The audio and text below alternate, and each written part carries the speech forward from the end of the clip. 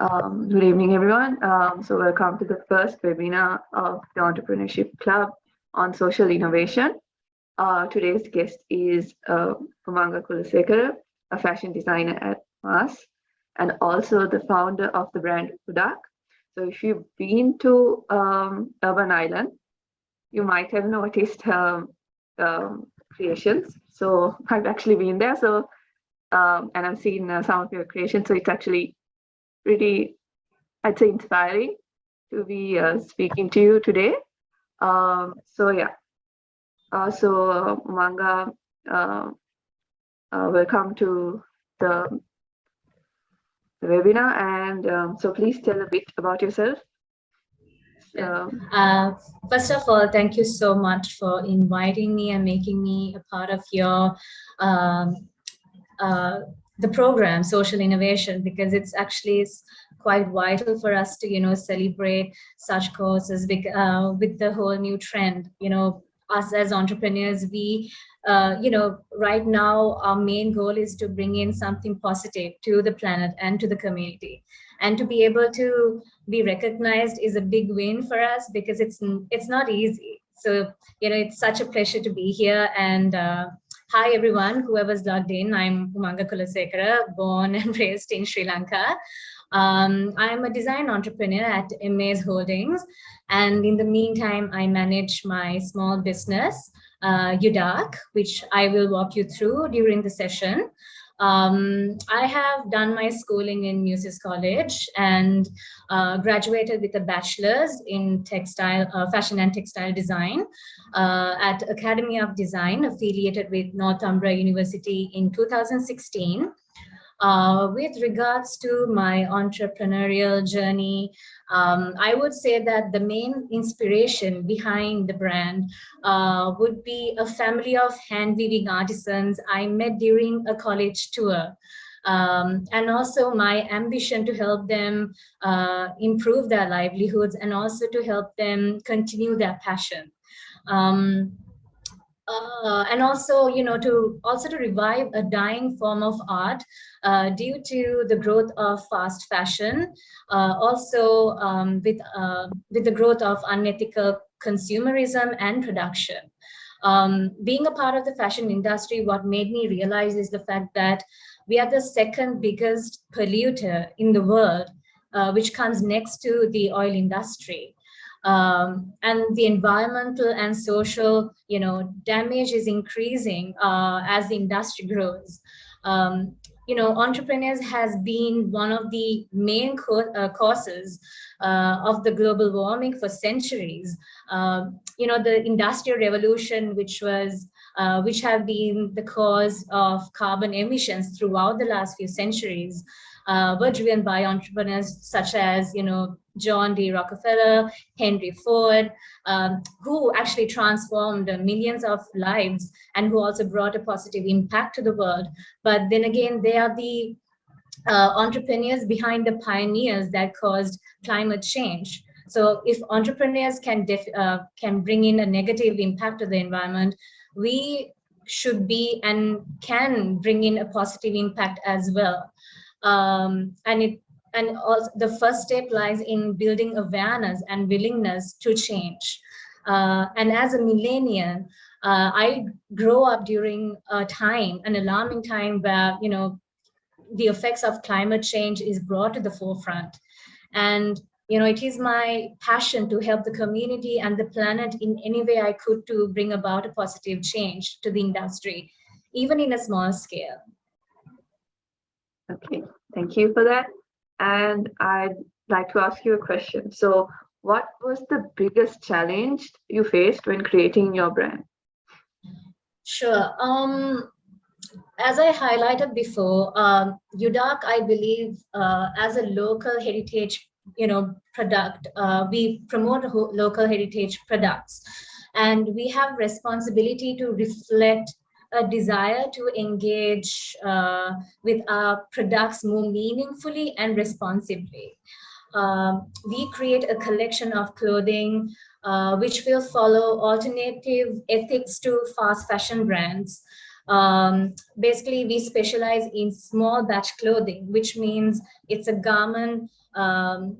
It's we like small batch clothing is described as garments that are made in small scale production business model, and we are talking about units which comes between 30 to 200 units.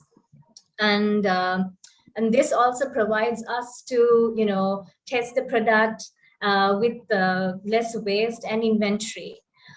Also, we make sure that our workforce, or rather our local artisans, are situated in a safer work environment, and we also make sure that they are paid fairly. So due to all of these reasons, our price tags are comparatively higher to fast fashion brands. And the biggest challenge is to be compared between a fast fashion brand price tag. And I constantly got that question with regards to my price point, like, why are you priced higher, why are you so expensive? So it was quite challenging to educate the community with regards to our process, because it doesn't necessarily mean that we have priced our product as an expensive price range just because it's a designer brand, because that's what a lot of people perceive us as. But there's an actual process when it comes to costing. So that was one of the biggest challenges in making the community understand about the price tag and getting them to get used to it. And secondly, at UDARC, we make it a point to educate our follower base, especially on Instagram. And when it comes to a fashion label or a fashion page on Instagram, I feel like people are programmed to expect, like post or content related to more glamour, right? It's always, something fun, something glamorous.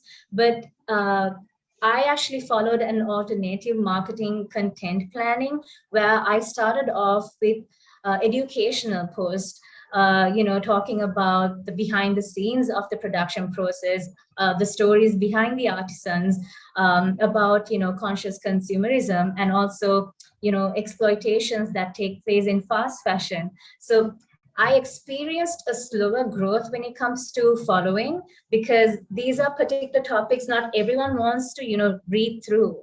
But, on the positive side, I am actually glad with the small community that I have managed to grow, because they are actually honestly interested in what we do as a brand, and that brand loyalty matters to me the most.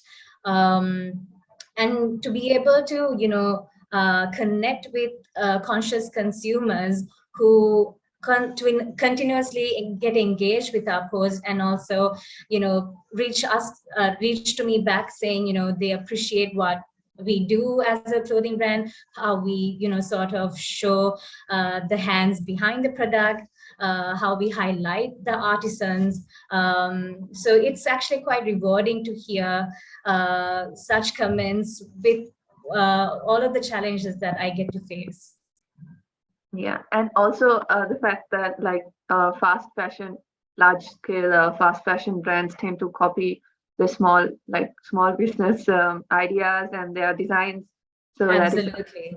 Luckily, fingers crossed, I haven't experienced such a case, thankfully. But I actually read online where this it was an American small brand. She actually specialized in accessories made out of crochet. And Shane, the most exploited fast fashion brand, actually replicated her product with machine crochet, and it was obviously priced lower. And those are like the bigger challenges obviously the small business owners have to face. And it's disheartening at times. We put so much effort, so much love, and it's honestly hard work that actually comes together when we design a product. And when we see a fast fashion brand just copy it and just price it in a lower price tag, it's too much for us to take. But then I believe with whenever you decide to become an entrepreneur or like a small brand owner, you have to expect these and be prepared for them, I guess. Yeah, most definitely. So I think those small brands took onto those social media as well as they took legal actions, but I'm not really sure how it went along Yes. because legal battles take a long time, and especially for small businesses, it'll be really hard. And in So most cases, especially it's a small business, patenting, it actually costs so much.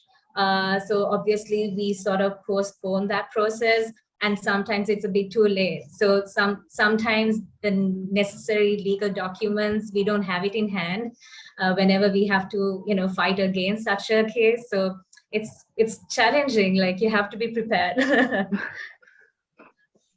and also here's a follow-up. So what is the key to surviving as an entrepreneur in Sri Lanka? Since times are definitely hard right now. Sure. I think if I speak on behalf of all the Sri Lankan entrepreneurs, I have so much respect for each and every one of them, because living here in Sri Lanka, we have gone through so much. So many hurdles that we have had to master survival.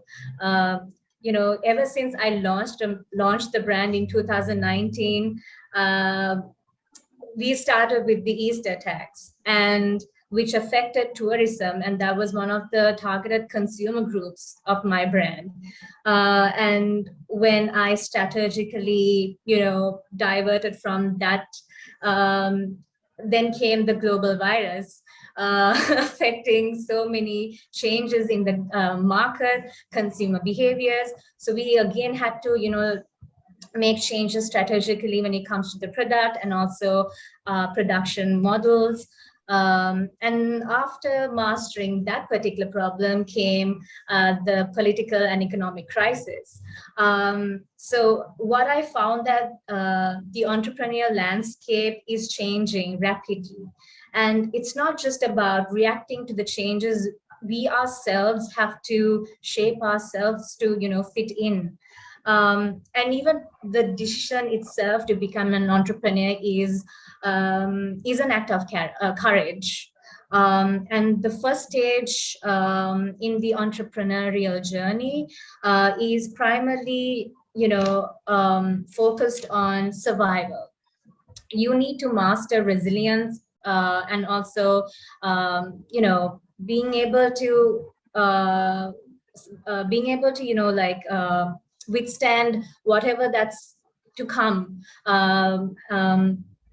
This and also with regards to survival, this stage is characterized by a lot of experimentation.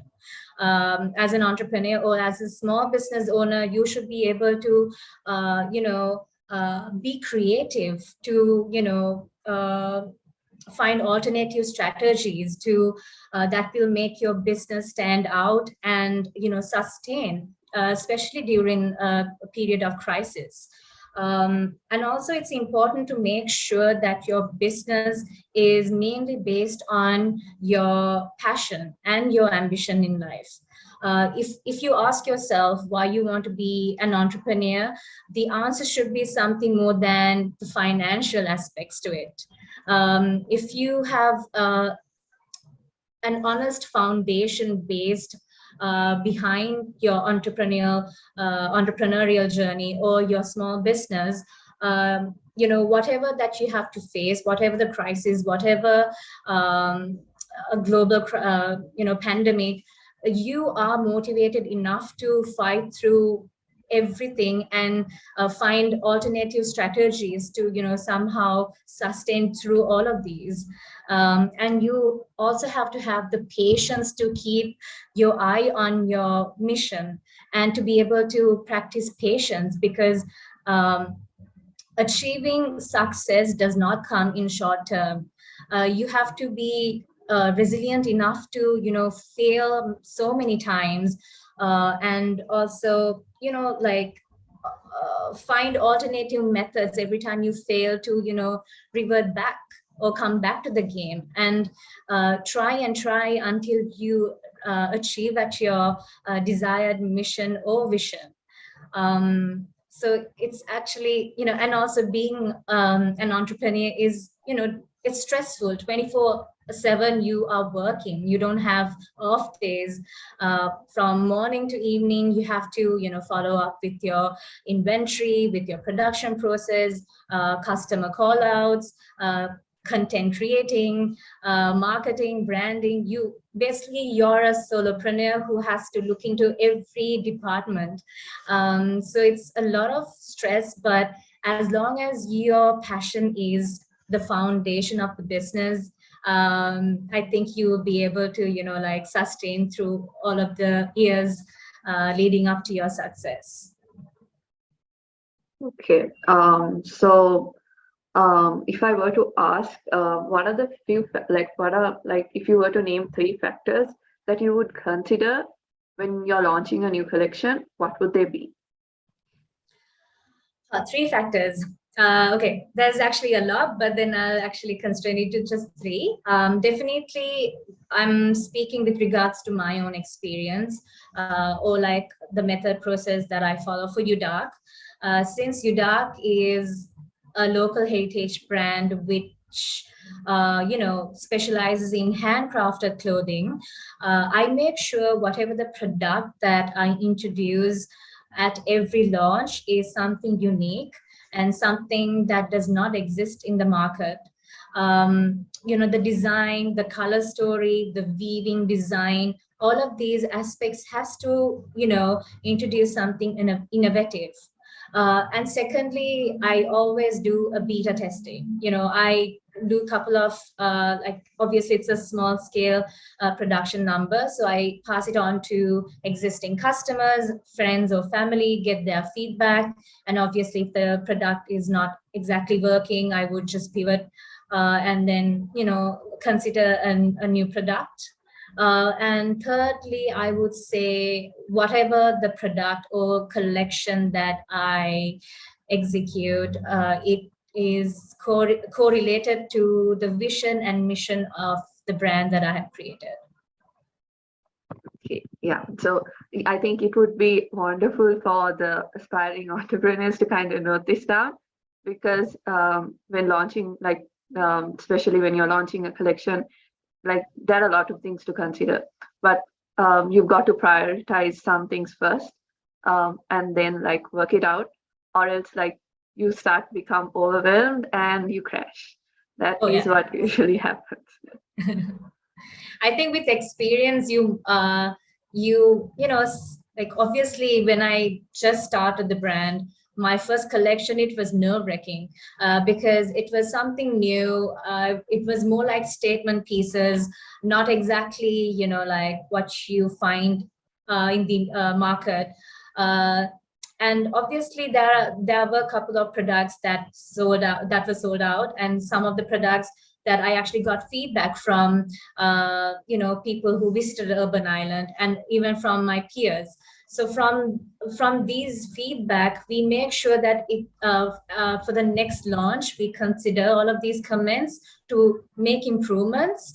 And also, you are more aware of what your community actually needs from you.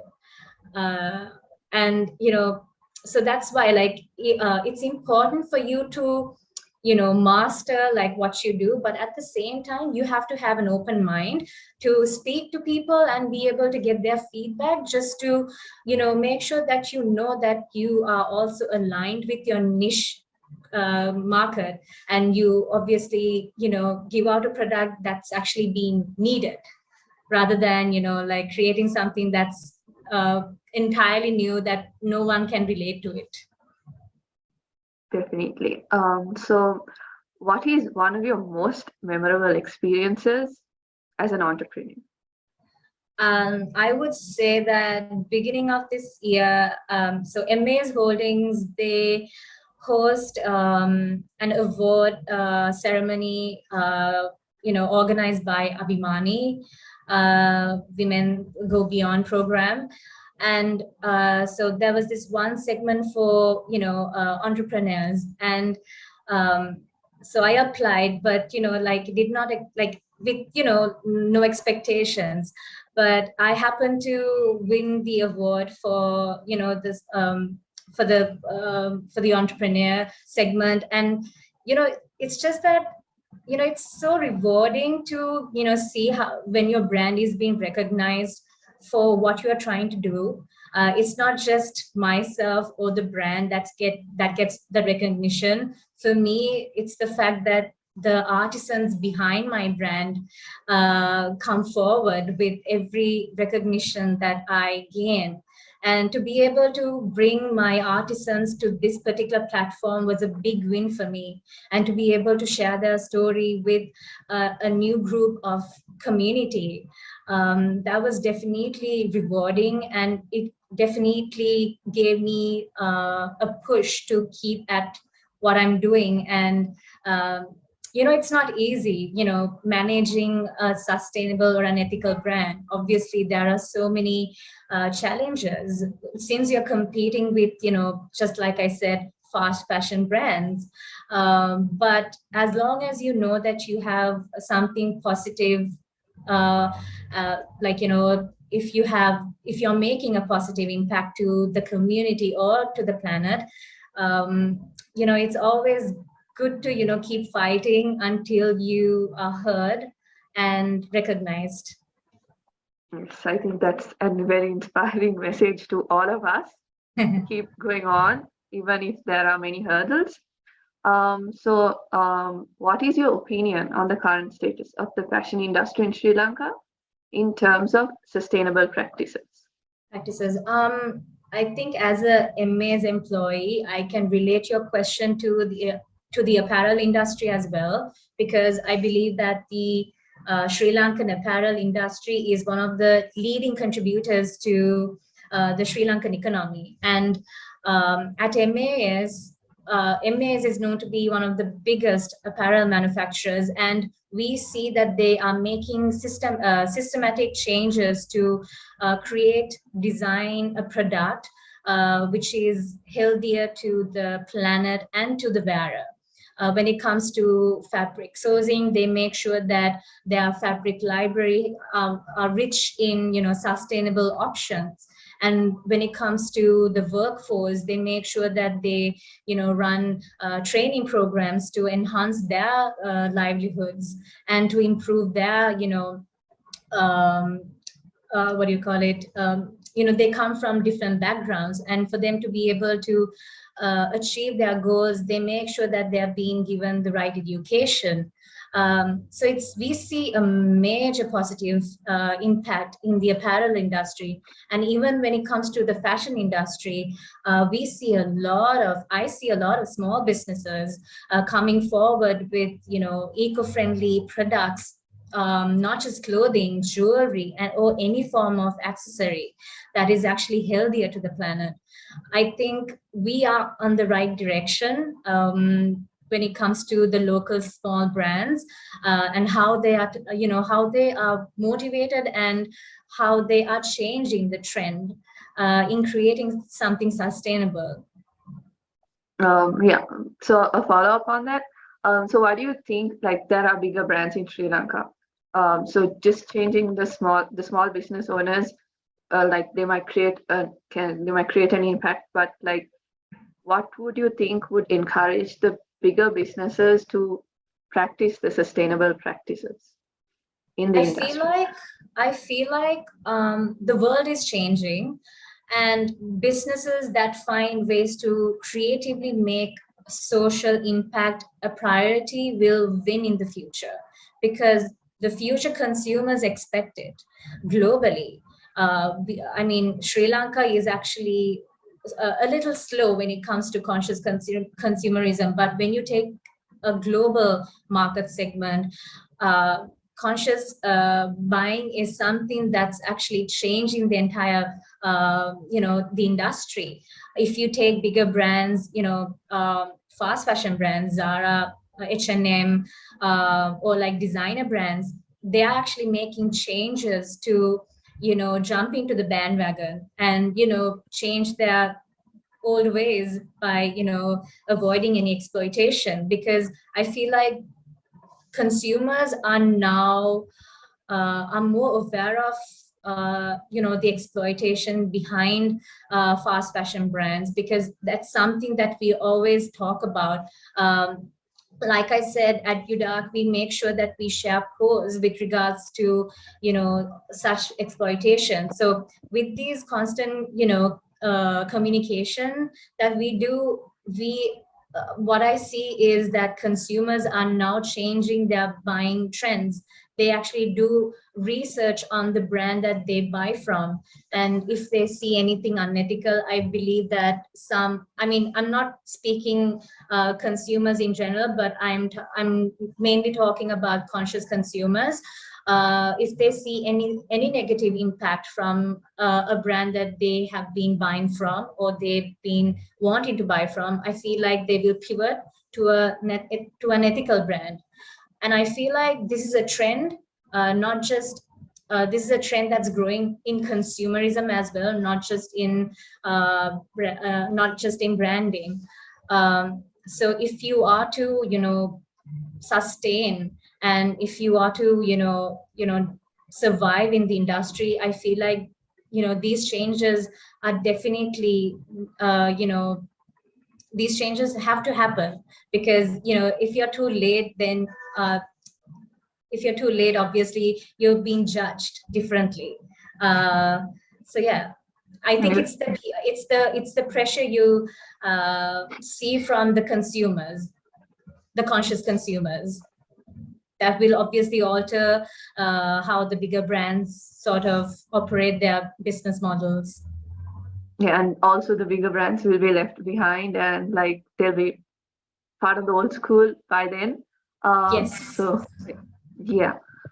So in a world where profit is majorly prioritized, you like how would you find the balance between your income and impact? I feel like it's about centering the mission of the business around the causes I care about mostly, and by balancing our social good mission with financial bottom line, as in looking at the business in a triple bottom line aspect that prioritizes planet and people in comparison to profit alone. Like I said, I think each and every business, it's important financial gain is obviously necessary to keep on going, but at the same time it's also important to take value in the positive impacts that you make, and I guess that's the right balance you need to have. Okay. So how do you keep score in like so in terms of the income and impact, and with the sales, how do you keep score with the other brands out there, all the competition and all? Sure, I think even it's more to do with data-driven decisions, and obviously like our KPIs are different to competitors. Despite enormous difficulties, we make sure that we measure the success in achieving our mission. For an example, how we know that we have succeeded is by measuring success in improving the livelihoods of the community of weavers that we work with. Secondly, how successful we have been to raise the target community out of poverty through work. Thirdly, I think how successful we have been in providing opportunities for knowledge sharing about changing market trends and contemporary consumer preference to the weaving community, because these weavers are situated in rural areas where they have no access to internet research, or web research, market research. So they are, unaware of the market trends and how they're being changed. So how I would say that I would make a change in that is by, communicating with them and saying, this is a weaving technique that would obviously succeed with the current consumer needs and wants. So these are like little aspects that we, take into account when it comes to measuring success, Okay. other than the financial ones. Yeah. Okay. Give me a second. Having a mistake. Okay. How would you say 𝐒𝐬𝐷 is different from the other green brands locally as well as internationally? Internationally, I think it's definitely through the product and experience we create. Because I mean, have you owned a traditionally crafted product? It's like, it's like having two things in one. You have you have a unique item that represents the country's rich heritage, and also with each purchase you are supporting a community. And handwoven product is essentially a piece of creativity. That's because when it comes to product design, we take inspiration from the nature. And the weaving community that I closely work with is based in Ududumbara, which is a beautiful landscape situated 10 kilometers away from Kandy. So every time, I visit Ududumbara, I take inspiration from the beautiful mountain ranges or the waterfalls, and these are what I incorporate in our color story. So it's definitely a unique experience that we provide with each and every product design, or like the color story we create. And also, we create unique handwoven textile called Dumbara Kala. And looking back into Dumbara weaving, Dumbara weaving dates back to the 15th and 19th century, where the weaving community used to, create ornamental mats to the royal palace. And, apart from the creative process, handloom or hand weaving is an ethical manufacturing process. As you know, hand weaving is purely done by hand, using handloom using purely your hands. So it's an ethical way of power conservation, and it causes less impact to the environment. And also, secondly, I feel like as a brand, we have continuously promoted brand transparency. With each and every post we create, we make sure that we highlight how the product came into life. We make sure that our consumers know who had woven their fabric, and also the workforce behind the manufacturing process. And it's a clean product that they purchase, and they have nothing to worry about, exploitation as such. And I think it's rather creating a beautiful experience, not just a product. When they purchase something from 𝐒𝐬𝐷, it's not just a handcrafted piece of clothing, but they also purchase a story that that comes from Sri Lanka, and a product that's being handcrafted by an artisan situated in a rural area in Sri Lanka. And with, like I said earlier, with every purchase they make, they know that they are changing a life, and also helping them to rise from poverty. That's actually a very inspiring message, and yeah, I'd hope one day I personally would like to contribute to such a thing. So what is a typical day for you, like as an entrepreneur? You're working on like in a 9 to 5 job as well, so juggling Yes. both of them and your time management, what is a typical day for you like? Definitely, my weekdays are just occupied with what I do at MAS, because I'm very much committed to what I do at MAS. So basically it's not 9 to 5. We start work at 7:30 and finish at 5:30. So it's basically like 10 hours that we commit to. And I actually, it's the weekends that I commit for UDAC. I make sure that, like there are certain days that, let's just say if it's a new collection that I'm creating, I would commit a Saturday just to go to Ududumbara, meet the artisans and, begin the textile production process.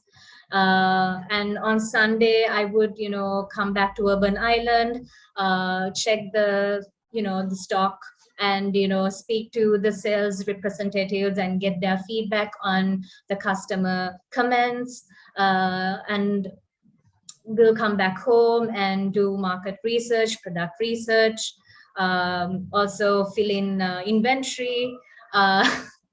And it's quite, it's obviously a busy schedule, but as long as you are passionate about your brand, it doesn't feel like you're working.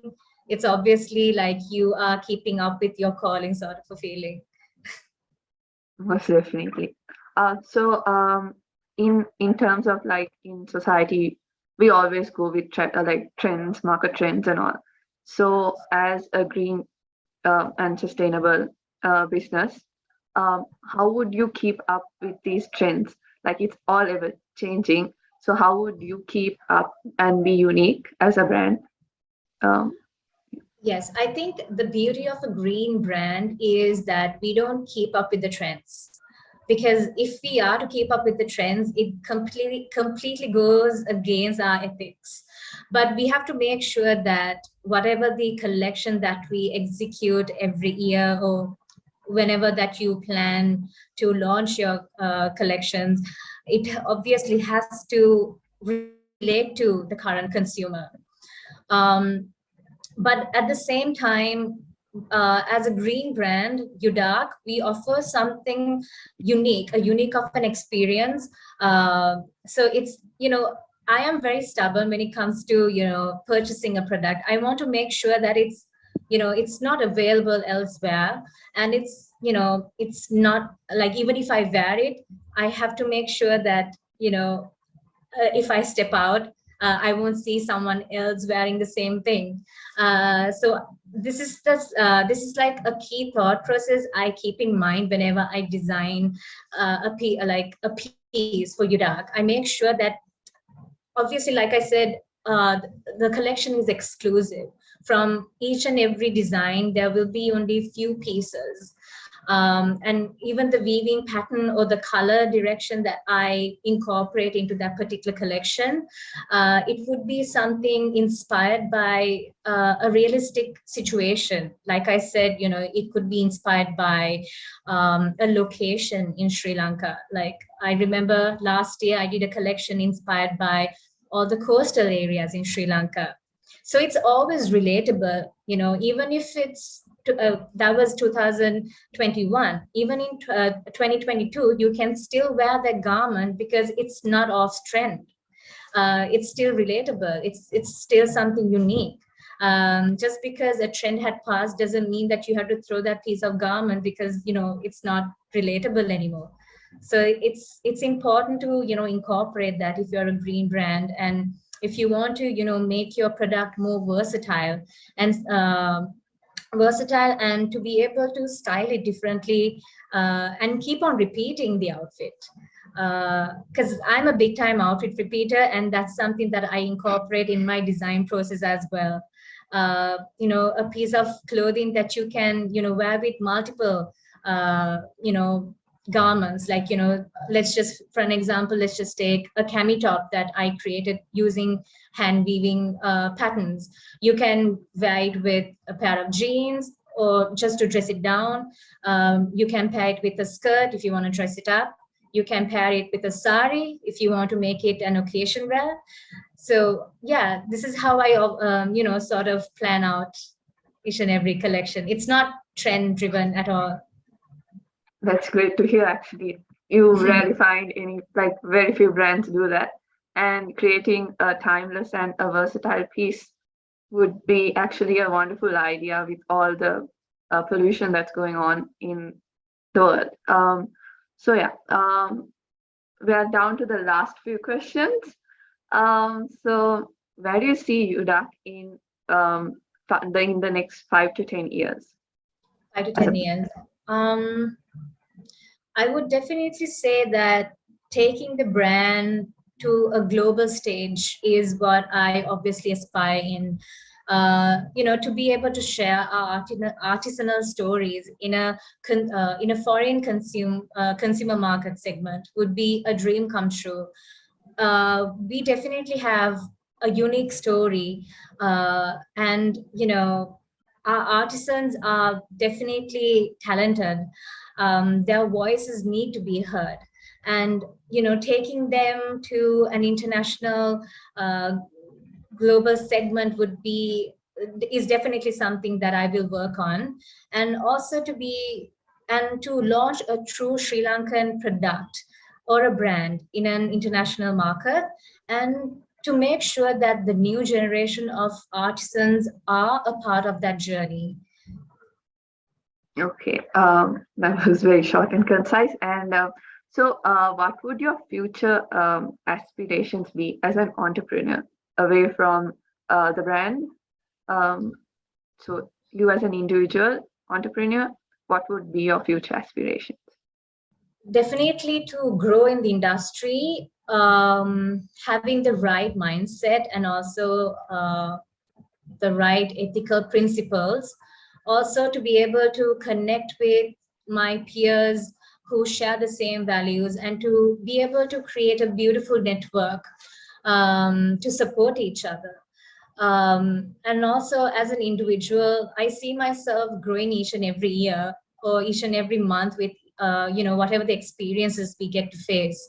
So to be able to continue being enthusiastic, and also to be able to find a new calling, I would say, would be my aspiration. Because right now I'm very I'm focused on the weaving community, but I would also like to connect with maybe a different community who needs a problem solving. So I would I see myself digging into I guess market research, and try finding a new area that I could jump into and help them solve a problem. Okay, that's actually great. I'm actually hoping you do find a space. But definitely that's what keeps me going. And we're down to the final question. So looking back, since your first years of starting your business, what advice would you give to young entrepreneurs starting up a business, especially in Sri Lanka? Especially in Sri Lanka. If you're a young entrepreneur, I would say that you have to have a solid foundation to your business plan. Make sure that it's something that you are passionate about. You have a problem to solve. Because like I said, being an entrepreneur is not just, it's not as easy as we see. It's definitely life changing. It's very stressful because you have a lot to deal with. You, like I said, for a while, until you are financially stable, you will have to take care of every department, like I said, marketing, finance, accounting, career. Like I said, I'm like right now I'm taking care of all of that.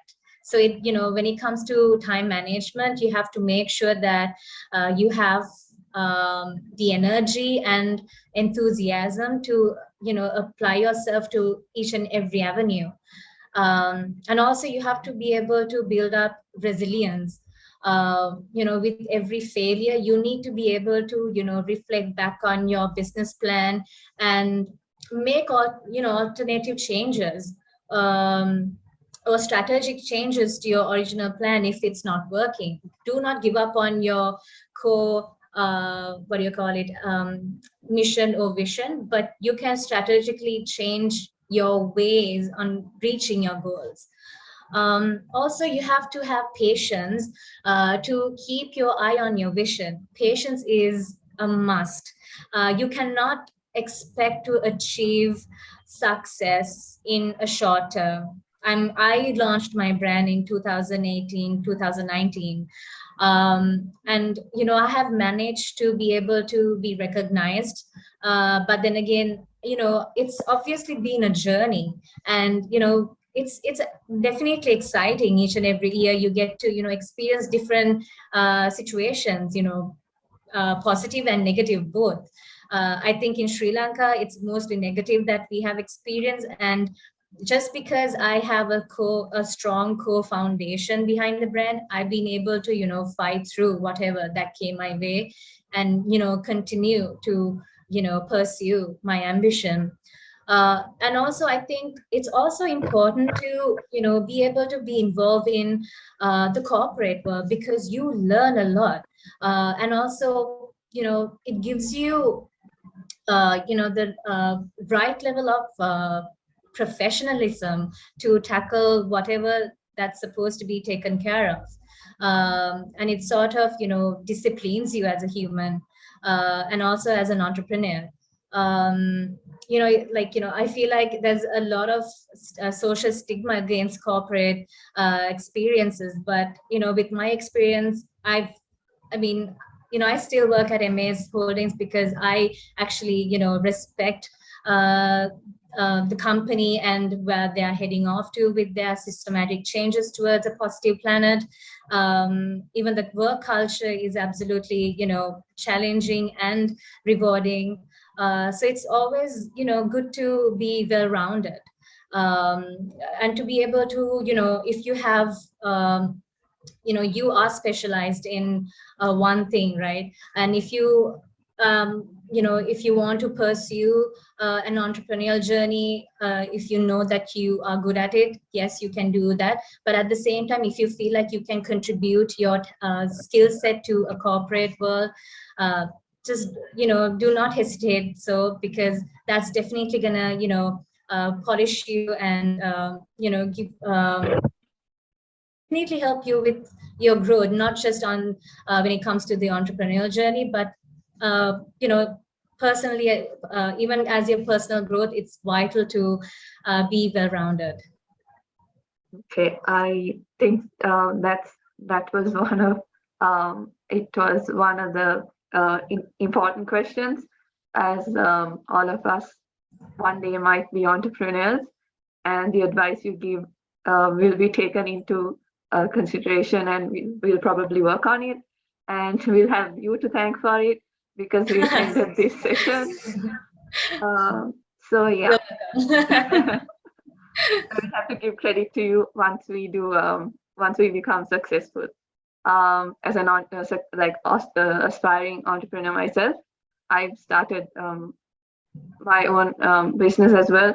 So it is very hard to run the one-man show, because everything you do it alone, and it's very hard. So I definitely get what you're going through. So yeah. Thank you for answering. I wish you good luck, and I'm pretty sure you're gonna nail it down the lane. Just keep at it, keep being you. I mean, like, it's always important to be who you are truly, and not let the industry change you.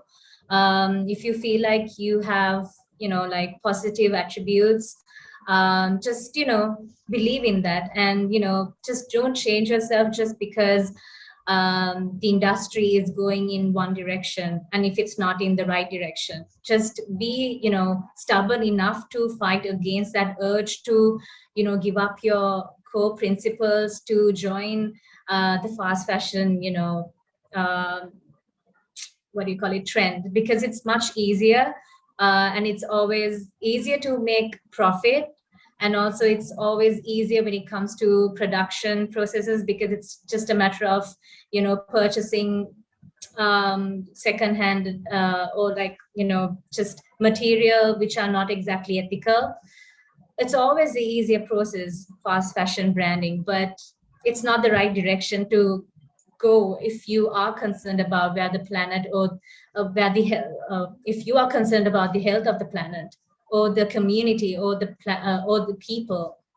So just fight against that urge to, uh, even if you get comments from your peers or even, your friends, questioning why you're doing what you're doing, just make sure that you have a solid comeback saying that you're trying to make a change. And obviously it's going to take some time, but with time you will succeed eventually. Thank you for that. So yeah, thank you, Manga. And now the floor is open for questions. So if you guys do have any questions, you can unmute and ask, or you can drop the questions in the chat. I think you pretty much asked all the questions.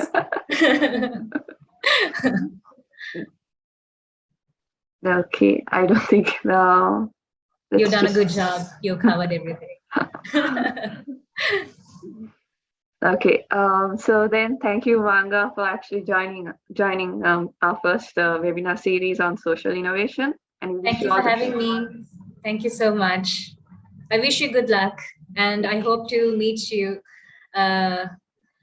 whenever, like, whenever there's an entrepreneur session or like a webinar. Like I'm more than willing to meet up with you and have a solid conversation.